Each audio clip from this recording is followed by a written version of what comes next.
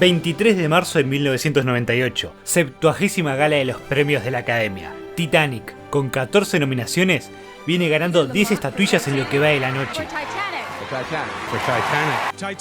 Solo queda el Gran Premio, y mientras Sean Connery se prepara para anunciar la mejor película, el mundo entero ya conocía el resultado. And the Oscar goes to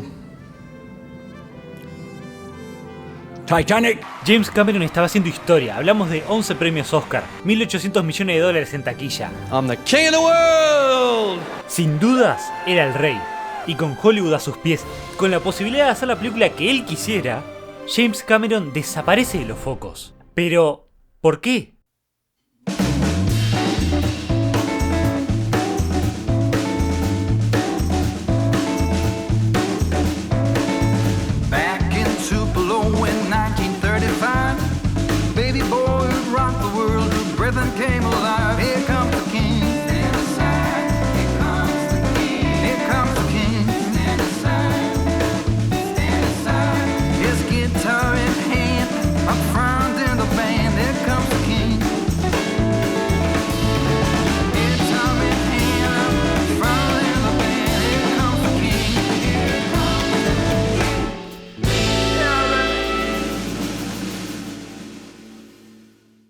Los proyectos no le faltaban a Cameron.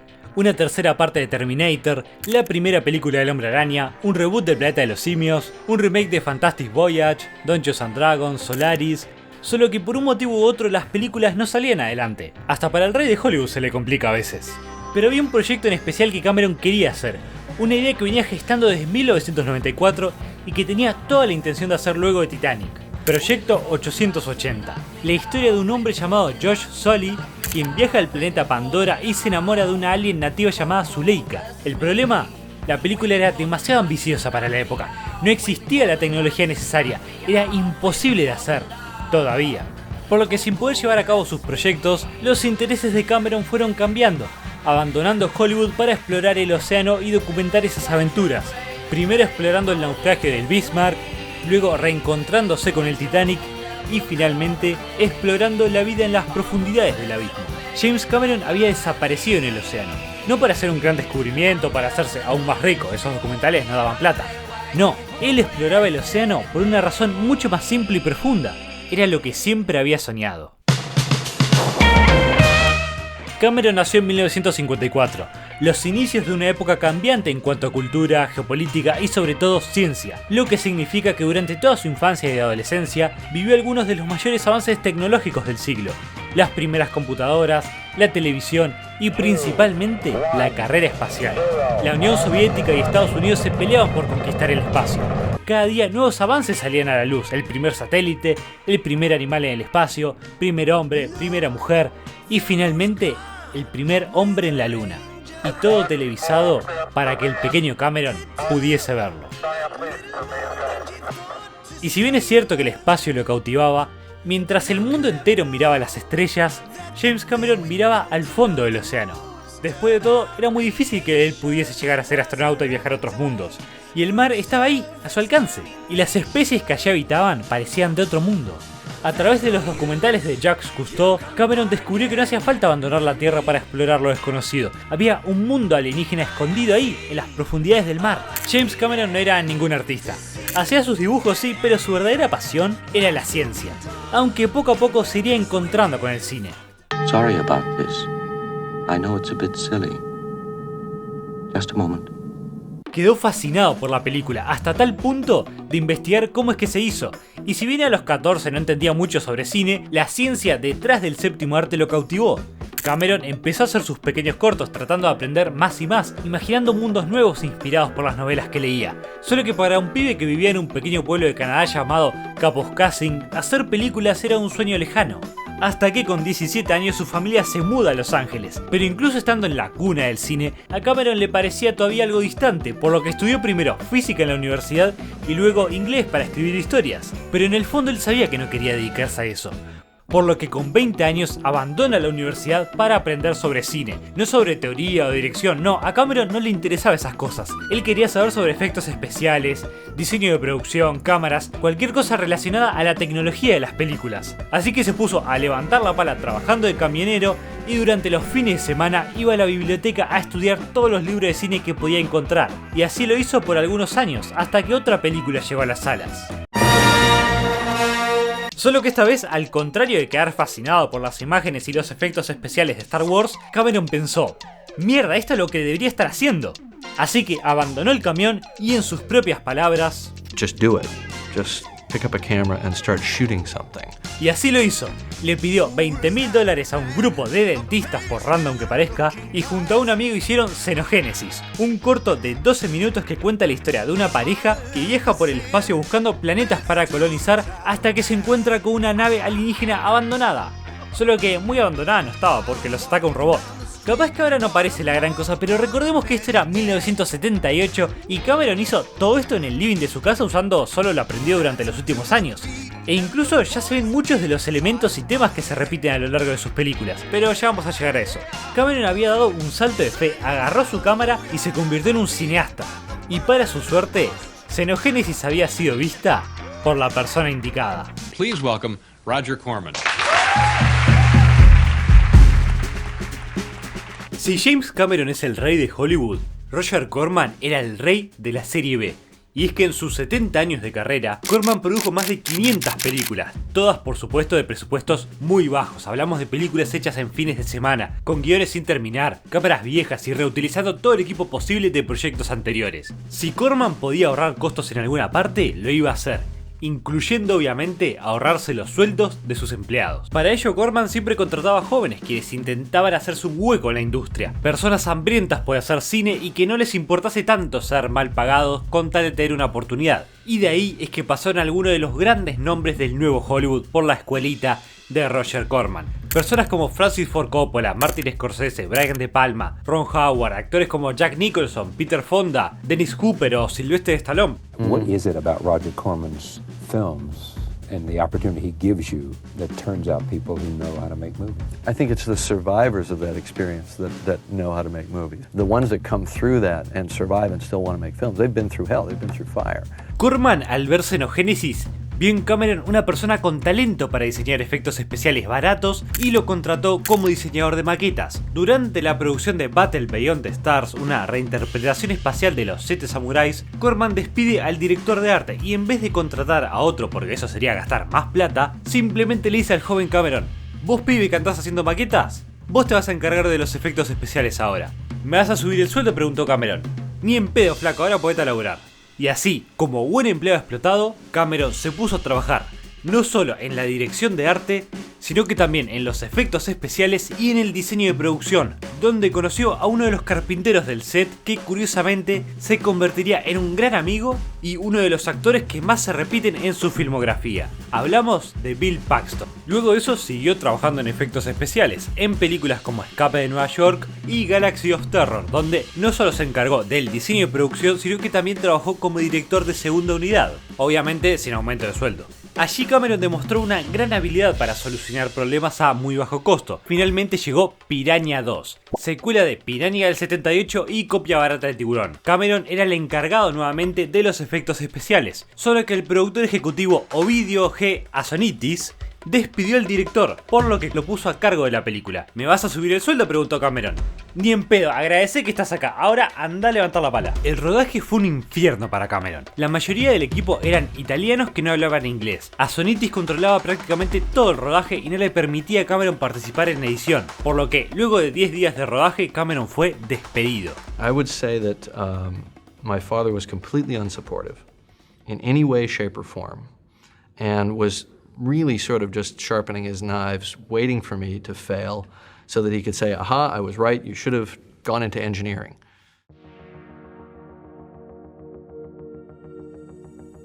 Durante su tiempo en Roma, en el transcurso de todo ese caos que era trabajar en Piranha 2, Cameron cayó enfermo, y durante un sueño febril vio un esqueleto metálico saliendo de las llamas para matarlo. Esa iba a ser su próxima película, así que al regresar a California se puso a escribir, y robando un poco de ideas de The Outer Limits por las cuales después se comería una demanda, el guión de Terminator estaba terminado. Solo había un problema, los estudios se mostraban interesados en el guión, pero nadie quería al director de Piranha 2 al mando de la película. I was probably at a point in my career that I would consider to be less than zero. You're at zero if you haven't directed a film. I had been hired to direct a film that I won't name that I got fired off of after a few days, and so I thought, okay, I'm blacklisted. You know, I was at less than zero.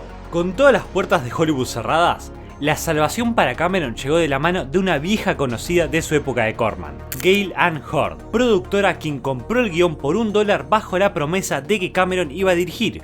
Juntos encontraron la financiación que buscaban con la productora Hemdale y con un presupuesto de $4 millones era tiempo de poner en marcha Terminator. La idea original para el androide era la de un humano que se pudiese mezclar con la gente, que pasara desapercibido para atacar cuando menos se lo esperen. Además de sumar un segundo Terminator a la mitad de la película, uno de metal líquido. Solo que le dijeron a Cameron, la reviví Jimmy, eso no se puede hacer todavía. Así que descartado el Terminator líquido y descartado el sigiloso también, porque al momento que apareció Arnold Schwarzenegger buscando el papel de Kyle Reese, Cameron solo podía ver al T-800 en él. Y fue así como rediseñó toda la película en base a una idea. Terminator tenía que ser un slasher. El hombre idolatraba a John Carpenter, y las similitudes con Halloween están ahí a simple vista. Sarah Connor es la Final Girl, Terminator es Michael Myers, es una película de terror disfrazada de ciencia ficción, y Halloween solo había costado $300.000, eso era cualquier película de Corman. Cameron tenía la experiencia necesaria para llevar a cabo películas de bajo presupuesto, y ahora con 4 millones a su favor, el tipo estaba en el cielo. Cameron usó todos los trucos posibles para llevar a la realidad ese futuro distópico que imaginó, miniaturas para las escenas en el futuro, stop motion para darle vida al T-800, proyecciones para integrar a Sarah Connor en las escenas sin que ella explote, maquillaje para Arnold y por supuesto la marioneta de él, probablemente lo que peor envejeció de la película. Cuando todo estaba listo para comenzar el rodaje, llaman a Arnold para filmar Conan el Destructor, por lo que con la producción detenida por 9 meses, Cameron se dedicó a mejorar el guión de Terminator, mientras que sumó 2 proyectos nuevos como guionista, Aliens y Rambo 2.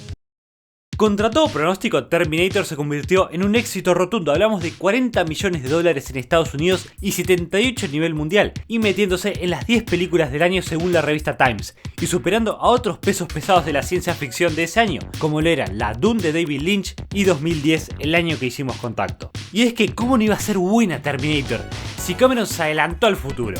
En una época donde las computadoras se veían así, el tipo hace una película sobre los peligros de la IA. Y no solo eso, se convirtió en el sinónimo de la rebelión de la inteligencia artificial. Cuando pensamos si ChatGPT se puede volver malo, pensamos en que se convertirá en Skynet y nos matará a todos.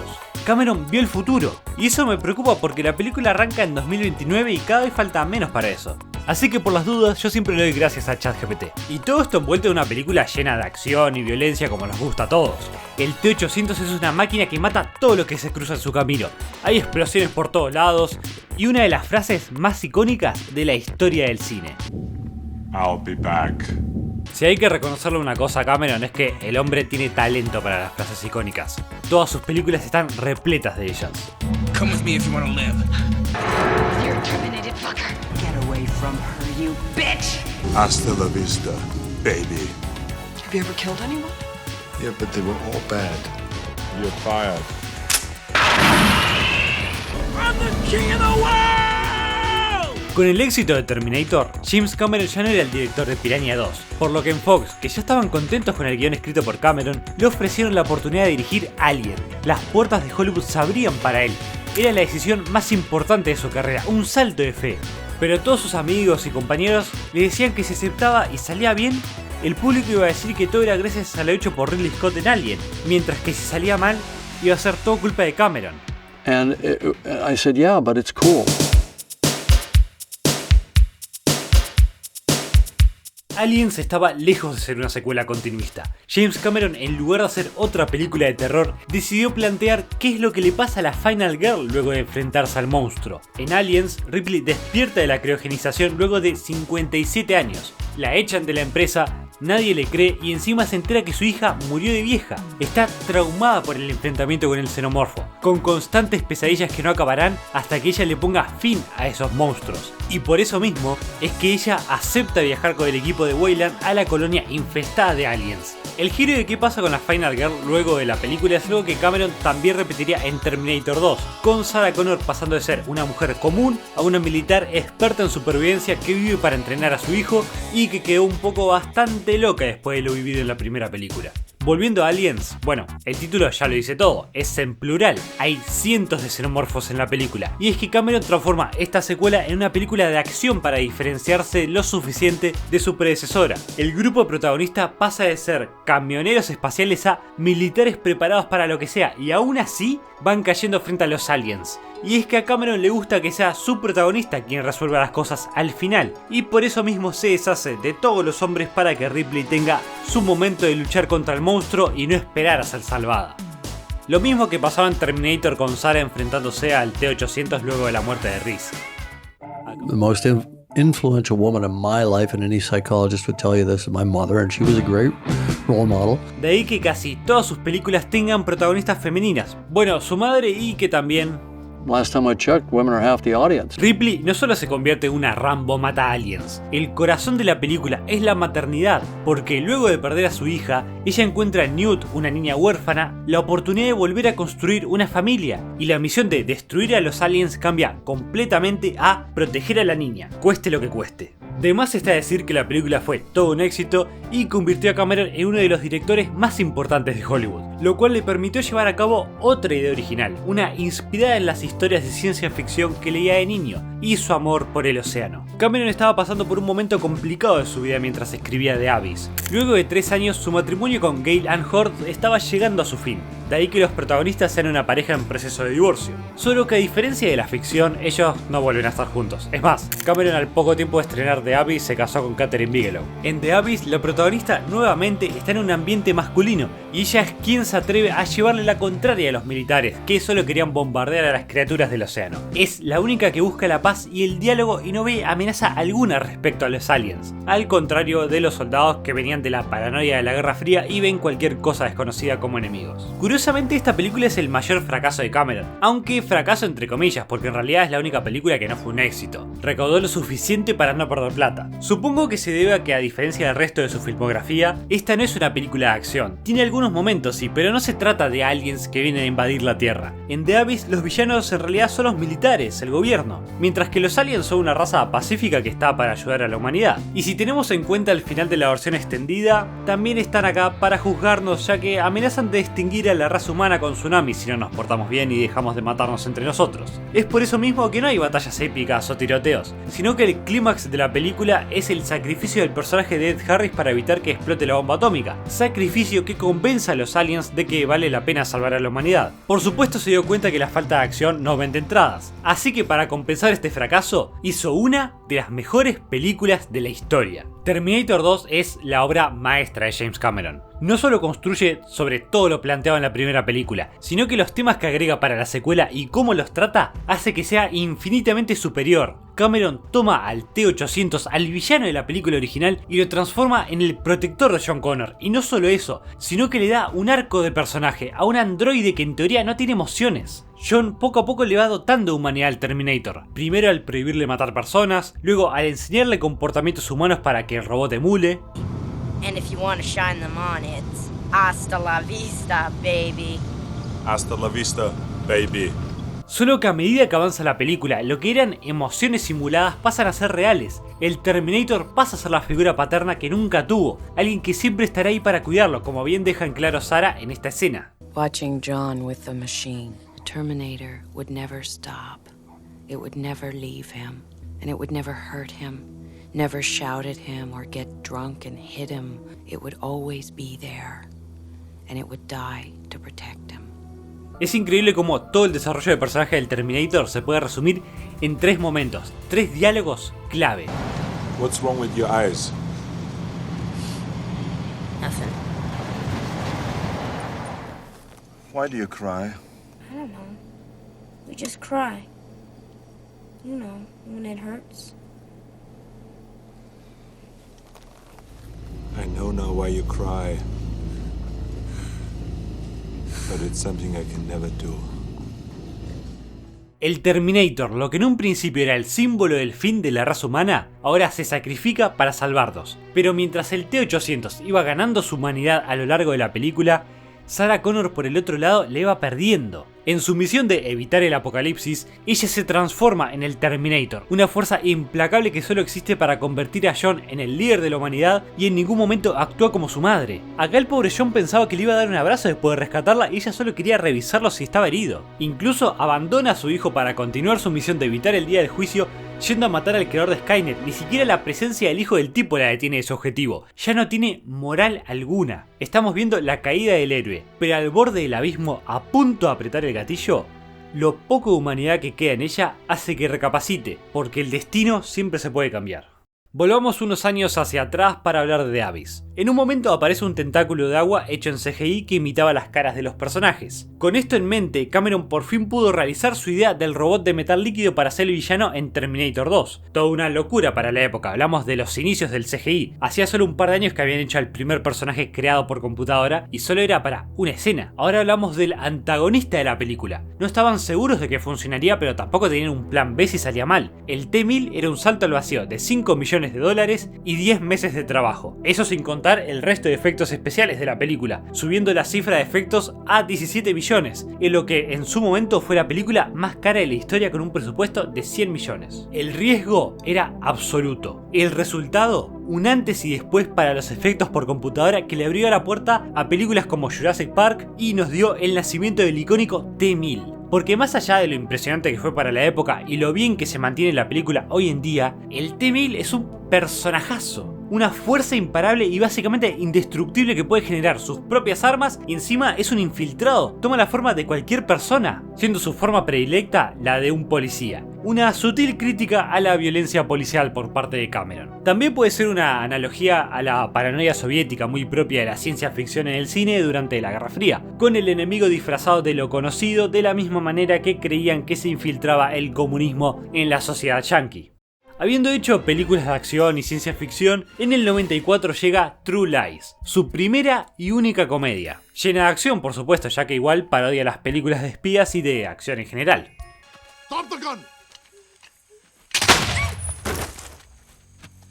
Next time, duck. Let's go.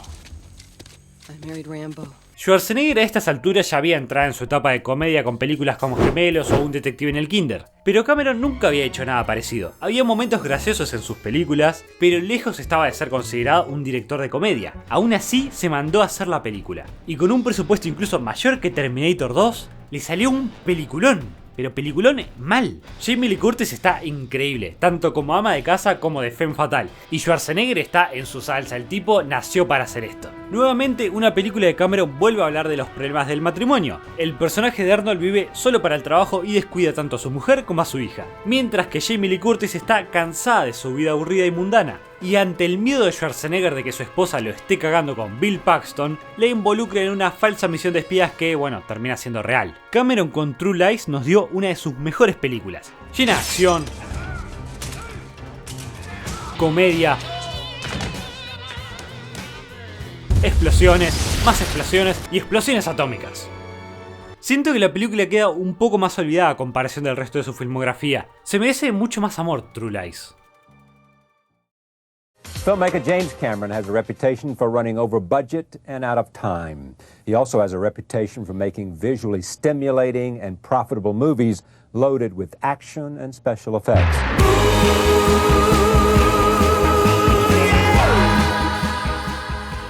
Durante una expedición de la naval estadounidense, el oceanógrafo Robert Ballard hace un hallazgo histórico, encontrándose a 4.000 kilómetros de profundidad con los restos del RMS Titanic.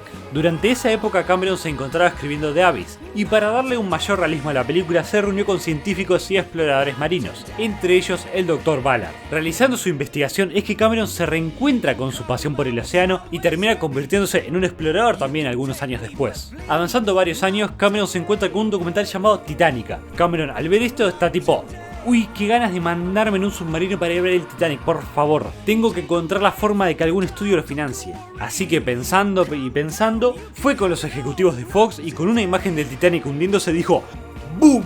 Romeo y Julieta, en esto, ahora denme $100 millones y financien mi expedición. Pero, James, ¿es necesaria la expedición para hacer la película? Me parece que solo te querés ir de paseo. A lo que Cameron inteligentemente dijo: la expedición va a ser parte de la película y así podemos promocionar que tiene escenas del barco real. Brillante, brillante, maravilloso.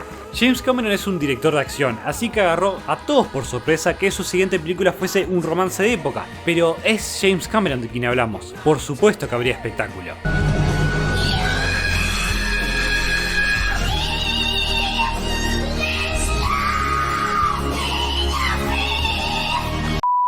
Porque Titanic no es solo una película romántica, es una película épica histórica en la línea de lo que el pequeño Cameron veía. Hablamos de películas como Doctor Zhivago, A Night to Remember, que también trata sobre el Titanic y Cameron se afanó bastantes cosas. O yéndonos más atrás en el tiempo, Lo que el viento se llevó. Ese tipo de películas de más de 3 horas con amores imposibles, envueltas en acontecimientos históricos más grandes que la vida misma.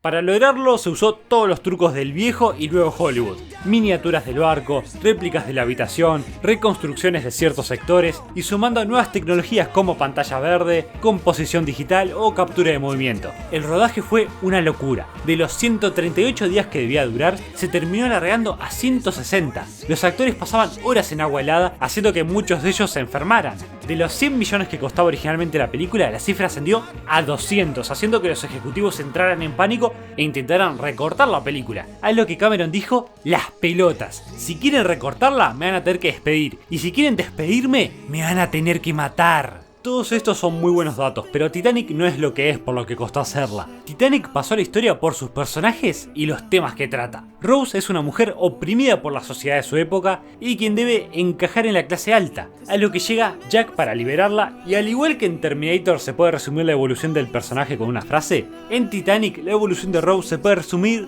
escupiendo. That's disgusting! Alright, your turn. Pitiful. I said no! Lo que en un inicio era una joven controlada por su madre, termina siendo una mujer que se rebela contra su pareja y que toma sus propias decisiones, incluso al punto de pasarse por muerta y tomar el apellido de Jack para reconstruir su vida. Además de esto, Titanic es una historia sobre el humano contra la naturaleza. Se suponía que el Titanic era el barco inhundible, la mayor creación del hombre, que cae derrotado por un iceberg en una catástrofe completamente evitable. Pero en la arrogancia de los empresarios dueños del barco, quitan botes salvavidas porque tapan las vistas y aceleran el Titanic pese a las advertencias del capitán solo para llegar un día antes a puerto. El hundimiento del Titanic es el fracaso de la idea del dominio de la naturaleza. Y eso es lo que cautivaba a Cameron. Solo metí una historia de amor en medio porque, bueno, es lo que siempre hace. No, it's difficult. So you told him right up front, we're talking about more than $100 million. 3-hour movie, more than 100. And if you make a 3-hour movie, that means that it can't be played but so many times in a theater, and they're not thrilled about that. Exactly. Plus, you can't. Contra todo pronóstico, la película se convierte en el mayor éxito de la historia en ese momento. Cameron perfectamente podría haberse retirado y dedicado a explorar el océano. Ya había hecho lo imposible, pero todavía quedaba un último desafío, una película creada enteramente de manera digital. In terms of computer graphics and animation, I think that's going to continue to have an increasing role. And I think that very real characters will come out of that. I don't think we're going to replace actors. They're going to have to be non-human characters. I think there has to be a reason to do a CG character, and the reason is it can't be you or I. It can't be somebody that you cast and stick in front of a camera. It's got to be something different. En 1993, James Cameron crea Digital Domain, una empresa de efectos especiales con la idea de impulsar los efectos digitales luego de lo hecho en Terminator 2 y realizar Avatar. Solo que aún no era posible y para desarrollar la tecnología necesaria había que ir paso a paso, película a película.